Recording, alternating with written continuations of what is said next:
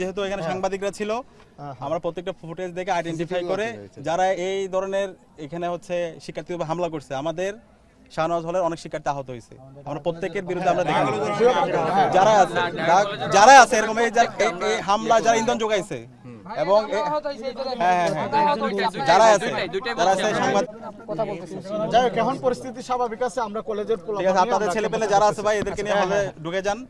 আর এই যারা এখানে শুরু থেকেই এদের ইন্ধন যোগাইছে এবং শিক্ষার্থীদের উপর হামলা করছে, আমাদের অসংখ্য শিক্ষার্থী আহত, আপনাদের কয়েকজন দেখলাম এখানে আহত, যারা আছে এটা আইডেন্টিফাই করে আমরা প্রত্যেকের বিচার আওতায় নিয়ে আসবো। আমরা কথা বলছি, অবশ্যই নিউ মার্কেটের সামনে কথা বলছি। আপনার কাছে ভাই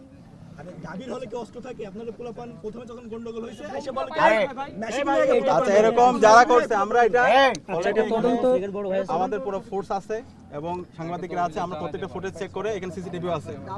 এটার সাথে যারা জড়িত ছিল, যারা হামলা করছে, যেভাবে লাঠি মারছে, যেভাবে হচ্ছে এখানে ইট পাকে নিক্ষেপ করছে, আমরা সবাই আইডেন্টিফাই করব। সবাইকে আইডেন্টিফাই করে তাদের সবার বিচার আওতায় নিয়ে আসা হবে।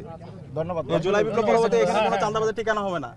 এখানে জুলাইয়ে 19 জুলাই থেকে শুরু করে বা 15 জুলাই এটার সূত্রপাত কিভাবে হয়েছে এবং চাঁদাবাজি করতে কারা আসছে আমরা প্রত্যেককে আইডেন্টিফাই করব, প্রত্যেকের বিচার আওতায় নিয়ে আসা হবে। ঢাকা বিশ্ববিদ্যালয় এইখানে এই জুলাই বিপ্লব পরবর্তী কোনো চাঁদাবাজের ঠিকানা হবে না। যারা এই চাঁদাবাজি করেছে, যারা শিক্ষার্থী আমাদের ভাইদের উপর রক্তাক্ত করছে, তাদের প্রত্যেকের বিচার আওতায় নিয়ে আসা হবে।